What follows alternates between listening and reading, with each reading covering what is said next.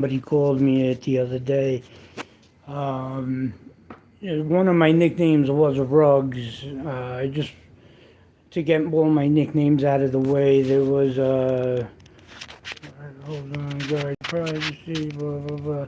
There was a whole hold on. I just want to send her. So yeah, I just wanted to say what's up. Sobriety wise, I'm doing good. I don't know why I can't get the chat part going. That's gonna fuck everything up because all I want to do is chat with people. Um, Hold on one sec. Maybe it's something I did last night when I went on my computer, but we'll figure it out. No big deal. Um, Hold on. All right, no problem. We'll figure it out. Oh, okay. Hey, Michael Womail, my man. Good to see you, man. Very good to see you. You've always been my man. Um, you've always come through and said hello. I wanted to say what's up. A couple things. Yesterday I did a live from this computer right here. I got it for school. I got my wife showed me how to get this cool credit because my other laptop broke, the one I used last semester, and she's like, you know what? I bet I can qualify you for um, like $1,000 for uh, not just computers, but books and textbooks and which it ended up costing almost $1,000. Just my four textbooks this year alone were like $680.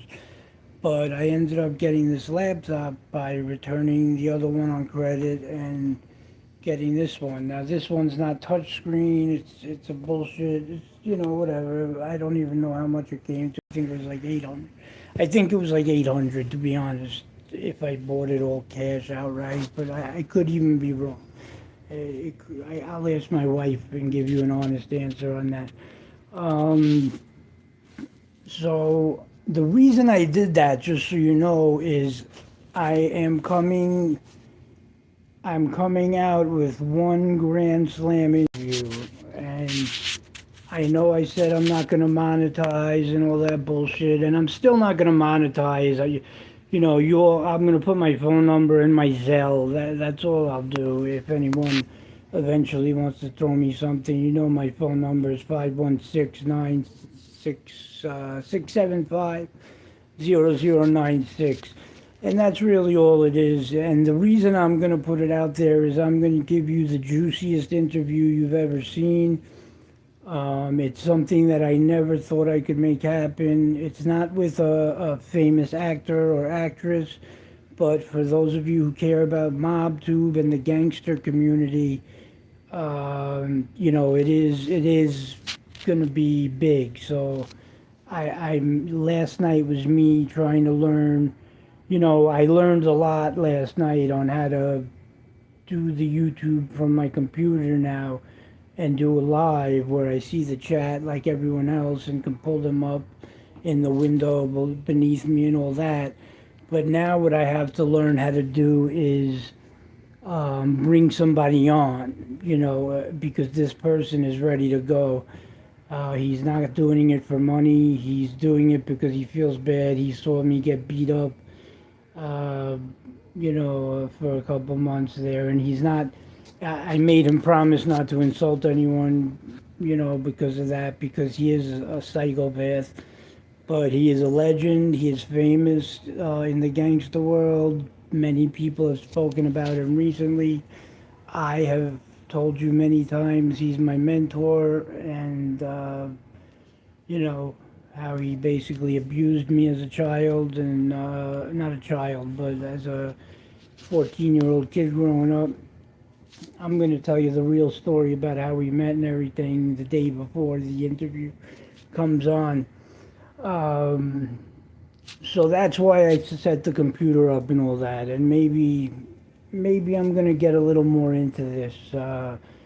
Between books, movies, gangster shit, because here's what I'm thinking of doing. What the truth of the matter is, um, talking all that gangster shit, I think you might need a StreamYard platform. Yes, thank you, whoever wrote. Yeah, Michael. Exactly. That appears to be what I'm missing is my own StreamYard platform. And I just have a credit card on, my Google Wallet. I just have to figure out how to pay now or if I have to pay. Because I might even pay a small amount for promotion, to try to get some viewers. I mean, don't get me wrong, I'm grateful for the 150 subscribers I have now, and I'm grateful that anybody is watching, and I especially feedback. I love feedback. The other day, I got an anonymous text message from a 631 number. Sorry about my voice.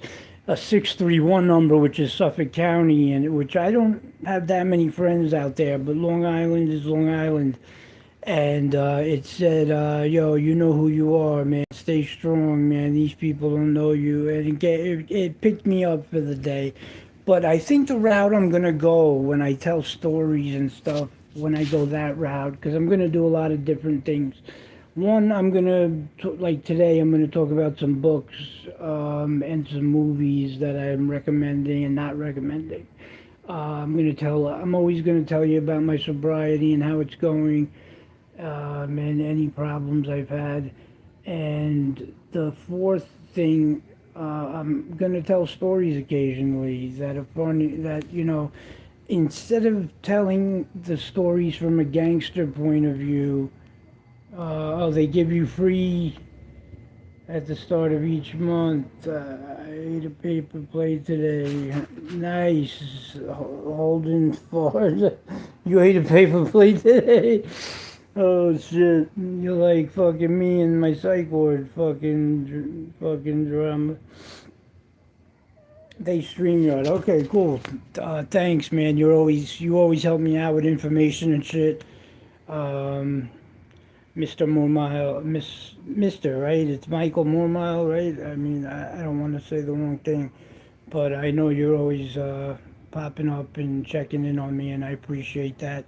The only other, it's going to be a little different.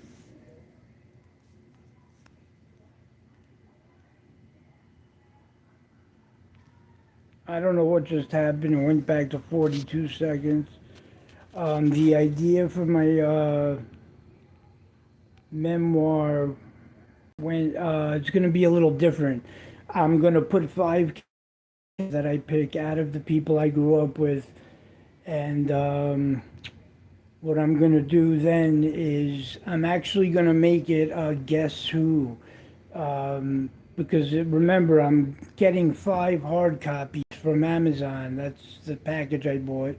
And then I'm going to sell it on Kindle for $9.99 if people buy it. I'll be dead by then. I've got a big echocardiogram coming up on February 23rd, which I'll get into. Um, but the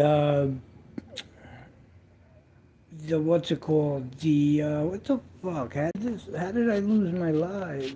I don't understand. Hold on. All right. Anyway, if anyone can hear me, just say give a thumbs up or a one or something. But so basically, I want to tell my memoir, but I just instead of just telling my story and blah blah blah and all the crazy shits. Thank you very much, more mile, Mr. More Mile. Appreciate it. So instead of just telling my story and coming off as a wannabe gangster, which I was, and all that shit, um, I'm thinking about telling a story of 5 guys that grew up together, like Basketball Diaries, but all true. And I don't have my glass, by the way. My son broke my glasses, all of them, literally. He's in a glass phase.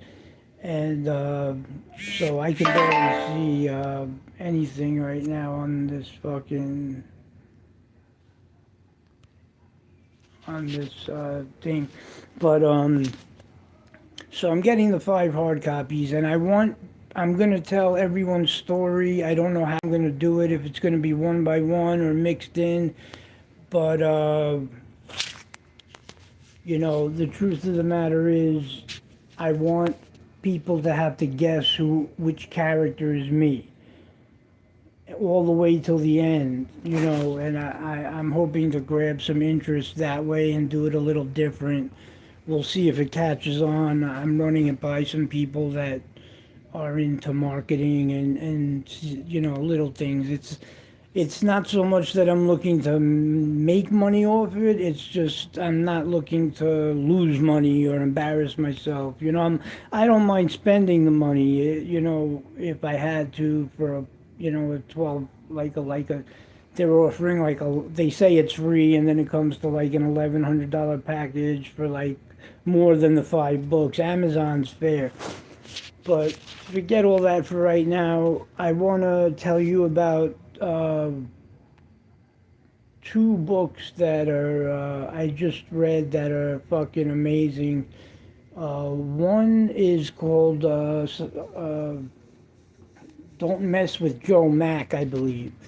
Joe McDonald was a fearsome Southie, Whitey Bulger friend and rival at the same time.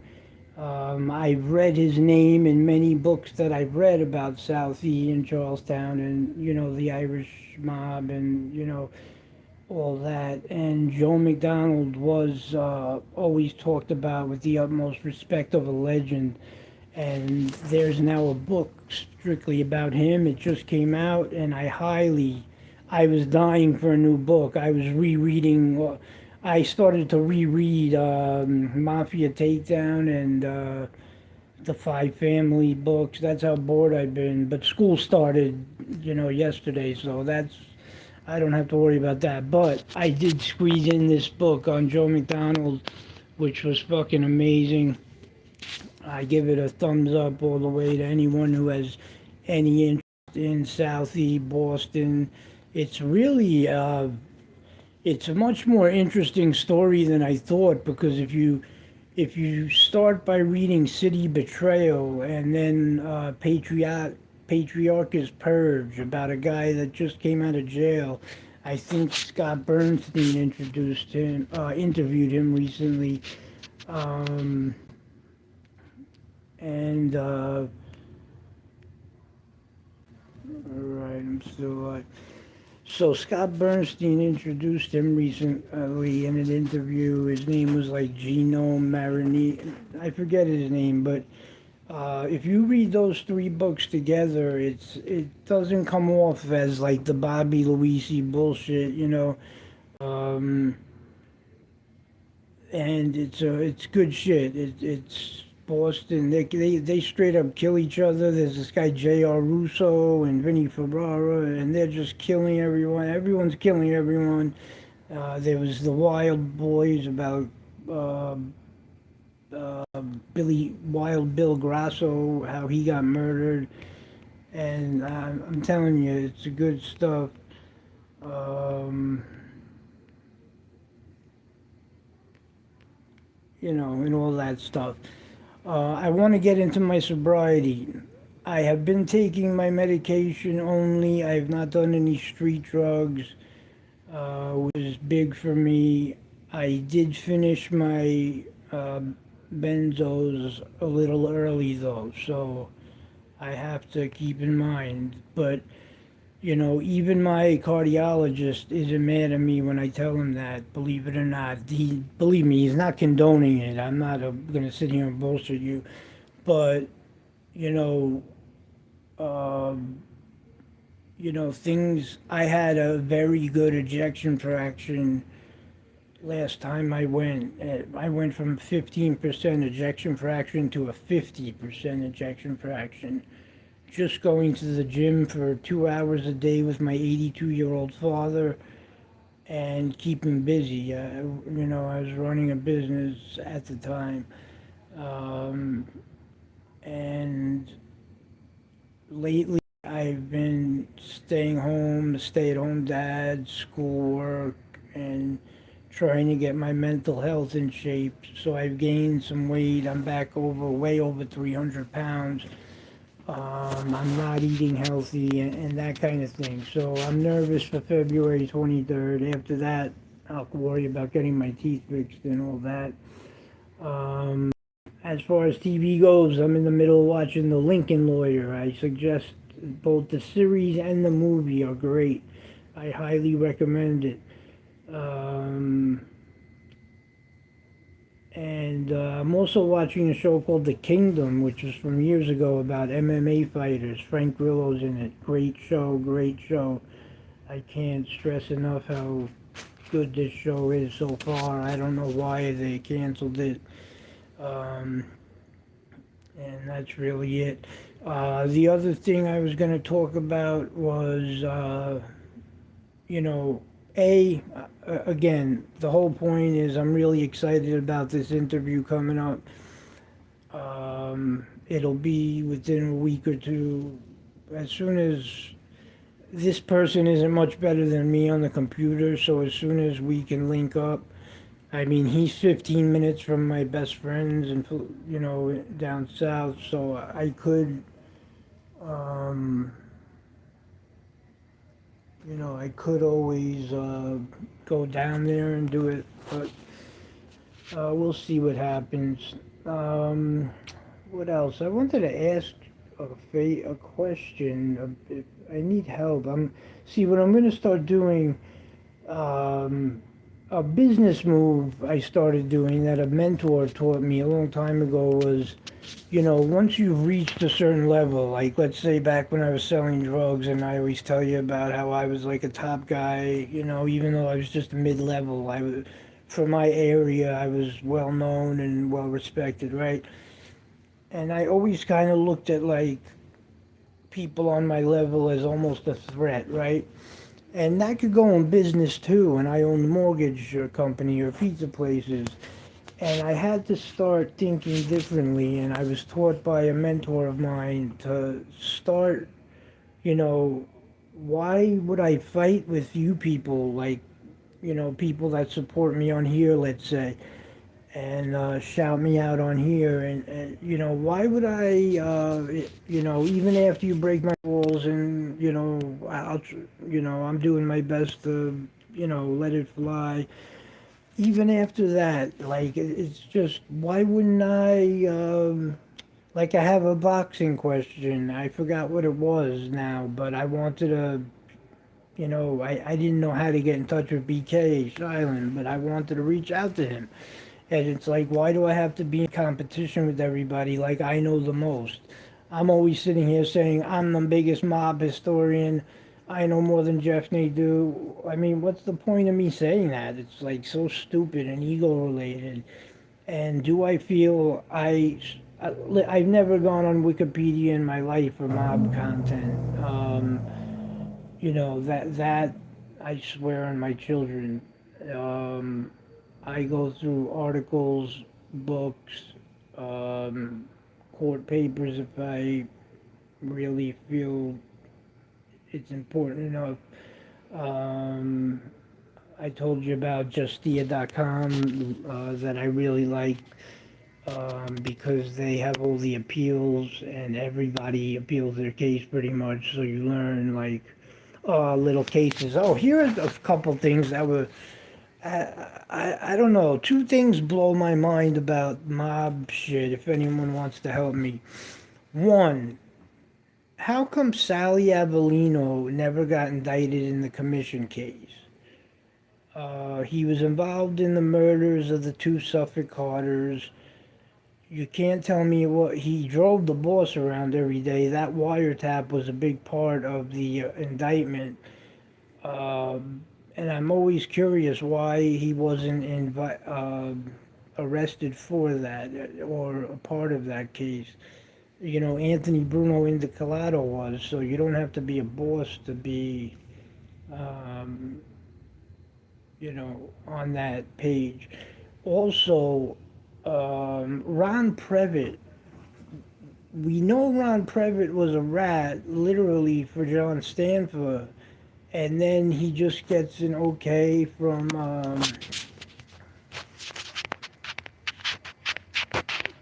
he just gets an okay from. I feel like I'm not getting any chats, man. I don't know why. He just gets an okay from Joey Merlino to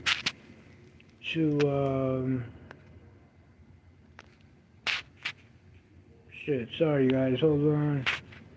I gotta get you back on camera. Hold on. There we go. So yeah, I don't know. I guess I just don't have anyone in here. There's 6 people in here. Sorry. Um, so yeah, I'm just. Ron Previtt just went right from being a rat in the Stanford case to going right to Merlino and that old guy Natali. Very strange to me. Those two things are the only things that are boggling my mind. Uh, the books right now that I'm reading are slim pickings, man. There's not much new stuff going on. Um, I'm reading the book on the sons of anyone who watched Narcos. You watched the son of Miguel and those 2 brothers. In real life, one of their sons took over when they went to jail. So I'm reading one of those books. That's how bad it is. I'm reading a book on Sonny Liston, which is cool. Um, and I'm reading a book on, what else? I reread the Tommy Karate book, and I give it a thumbs up, man. I know I started off not giving it a thumbs up back in the day. When I first read it, I didn't love it for some reason, but now I'm a big fan. Hey, come on, you can't read, dude. Yeah, no doubt. They have audio, you don't have to actually read it. No, I can't stand the audio reading, to be honest with you, but um, that's fucking hysterical. What's up, Kevin? Thanks. I appreciate you at least commenting and making me feel like someone's here. But yeah, I could read, and I read like a maniac. To be honest with you, I have 6 books open on my Kindle on my phone at all times. At family events, everyone's like, "Shut your phone off," and they think thanks, Mr. Mormont, and they think. If anyone has any questions for me, feel free, by the way, about my addiction or any reading. How the Sonny Liston book is, I just started it. I wish I could go to. I don't want to get off the phone because I'll lose you. Because I want to tell you the name of it because there's a few different books. This one was on something called Kindle Unlimited, where for $11.99 you pay Amazon Prime per month, and you're able to like rent books like a library. But they don't always give you the best selection of books, so I've canceled it a million times and then said, you know what, it's worth it. And at the end of the day, it is worth it. But I don't know if I bought this one or if it's under the unlimited, but it's a black cover, and it really deep dives into his personal life from his first. I'm up to a part where everybody he's fighting is noticing that he has the sickest jab, um, and he also has a heroin problem. I mean, it's amazing to me that someone with a heroin problem, everyone I know feels weak, that wakes up from doing heroin. This guy, people like really famous fucking people praise this book and say that Sonny Liston probably had the hardest right jab, even out of any boxer of all time. I mean, people like George Foreman have said it, and you know, yeah, that's what I'm talking about. The Liston Ali fight. That's what this book that's what this book is about to get into. But it started out about his childhood and where he grew up, and how he was a major heroin addict even before he got famous and got money. And you know, it's it has a lot of interviews from other boxers. It has a lot of interviews of trainers that trained him before. You know, I was gonna get there was also a Hagler Hearns book, but the Hagler Hearns thing to me speaks for itself. They just fucking had a brutal boxing fucking kill each other fucking, you know, back when boxing was fucking boxing. You know, Hagler Hearns had some of the best fights I've ever seen in my life. But the reason Sonny Liston attracted me, this book, was obviously because of the mob aspect. Right now, the only mobster they mentioned was a guy named, I think, Tony Manzo or something.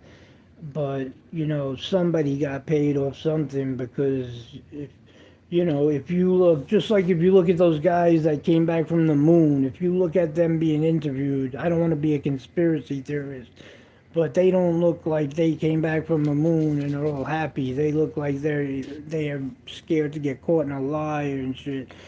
And the Sonny Liston book, I've never seen a more blatant act of fakeness in my life. I mean, the real story behind the Ali Liston fights are just, you know, that's a good way to put it. That's what the book is. And I strongly recommend that. That's the best book I'm reading right now. Um, Besides that Boston shit. And I'm also reading something called Fentanyl Inc. about how Chinese companies um, sell a lot of fentanyl precursors, because I've been very interested in where we get medicine from. You know, I always have this agenda, like, especially the class. If I tell you the classes I'm taking now in school, you'll understand why. But you know, I'm always not paranoid, but I always have an agenda, like trying to explain to my young millennial wife or girlfriend, whatever you want to call her. Um, I always have this thing where she thinks the world is just born, even my daughter, the world is just a happy place. Um, I looked up the black hole to see if it's the one you're talking about. Yes, definitely. That's the one. It has a picture of I think it has a picture of both of them on the cover, Mr. Mormile. But yeah, if I'm wrong about that, I'll let you know later. But that sounds like it. And but don't sleep on that Joe McDonald book, man. I'm telling you, it's good. This guy had more. This guy had as much respect as Whitey Bulger, man. You know, back in the day. Um, but what did I want to say? I forgot what I was in the middle of. Here's my ADHD fucking kicking in again. Oh, I've been really interested in telling my daughter and wife and all this shit how easily, with the political turmoil and the temperature in this country, not just now but for the last 8 years, um, you know, how easily we could turn into a country that has people fighting over bread at 7-Eleven, and next thing you know, shelves aren't on items. I know it sounds crazy and sounds like it's okay. Thanks, Mr. Mormont. You're my savior from when I forget things. Appreciate that, bro. But yeah, so that's what it was.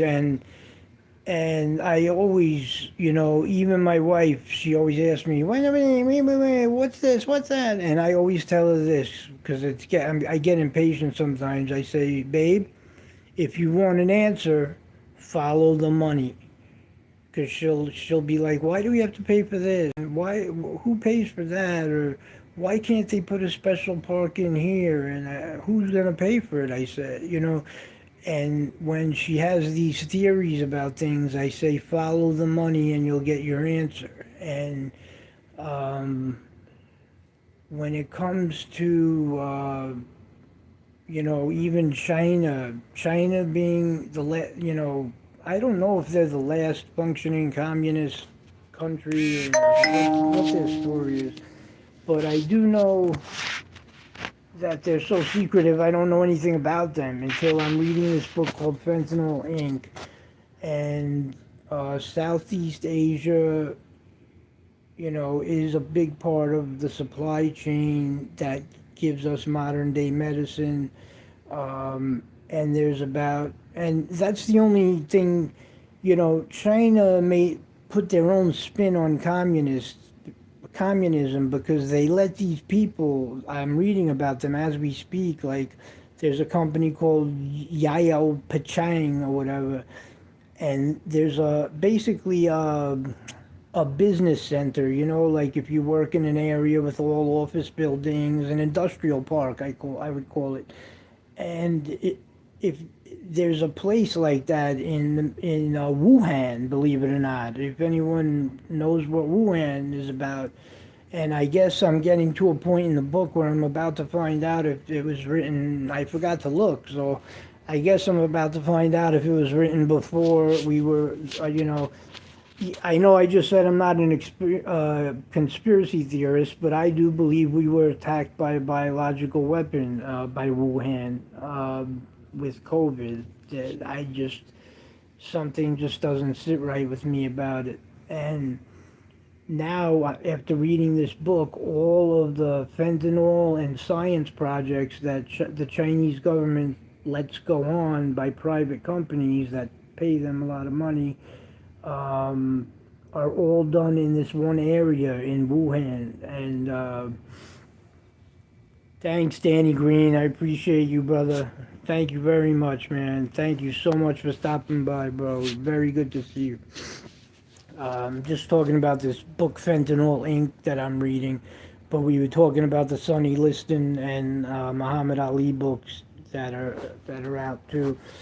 Um, but there's this place that basically admits to selling not fentanyl, but fentanyl precursors, and that makes it legal. Like they send it to Mexico, and all they have to do is teach them how to make N4PP. That's like the scientific name of the fentanyl precursor, and they turn it into fentanyl by doing something, because you got to remember, like when I was younger, fentanyl was a legitimate medicine in the hospital. My friend's mom was a nurse, and one of the first times I ever got high was off something called a fentanyl lollipop. I'll never forget it. It was in like a form of a lollipop, and you suck on it all day, and you're like fucking spaced out for 12 hours. So like there was medical purposes to that too for people with cancer and after people who coming out of serious surgeries. You got to remember some of these surgeries you get. I'll never get them because my heart failure is different. Uh, I don't have anything that I could put a stent in and my heart failure has a name. It's called cardiomyopathy. And I'll just leave it at that. If anyone ever cared to look it up, you can understand why I'll never be able to get a triple bypass surgery or any kind of bypass. But you got to understand when they do, triple bypass heart surgery, they go in and break your shit open and do nasty shit and painful shit. So they used to have fentanyl patches, and I remember I used to buy them to get high, and I never got high, just like Oxycontin, because anything time released, I never got high from. I don't know why, but I know damn well it would help with pain, that's for sure. But All right, I'm gonna wrap this up. I think. I appreciate you guys so much for coming on, man. So much. You don't even know. Um, I can't even tell you how much it means to me. Danny Green, Mr. Mormile, and Holden, and Kevin, who said I can't read. Appreciate it. And who else was in there? There was one more guy that said he ate his paper plate. Holden Fart. Holden Fart. Yeah, and you. So I'll keep you updated on this interview. As far as the next show I'll do is probably going to be like content creators grades that I like to do. You know, I'm staying away from all the drama. I'm way sick of it. You know, it's not even entertaining really to me at this point. Um, you know, I haven't even watched. I'm sitting here watching shows that have me blocked, and I'm just like, why am I even giving them a view? Like, not that I'm, not that my view means anything, but it's like I really don't care that much. I guess I don't know. But yo, thank you very much, Mr. Moya. I will stay strong. Um, Sobriety is intact, like I said. Just got to work on the benzos. You know, not taking an extra one. You know, because I do get nervous and I do get out of breath a lot, chasing my son around, even getting up sometimes, and it'll make me take a couple of extra pills, and you know that is that's a relapse. I can't lie anymore. You know that is what it is. It's not me going to buy drugs, but it's just as bad. So thank you all. Shout out to anyone here, anyone who missed this. Mark, Boogeyman, Roy Boy, Dwayne, all you guys. I miss you guys. Love you guys. Um, I don't know if Gunsmoke likes me anymore. I don't know if I'm blocked or he skips my messages, so I don't really go on his show much. But I do go on Common Sense's show. That show has been great. So shout out to those guys, and if anyone's ever in their chat, I'll see you there. But keep an eye out for me, man. I'll be coming up. All right, thanks, guys. Appreciate you.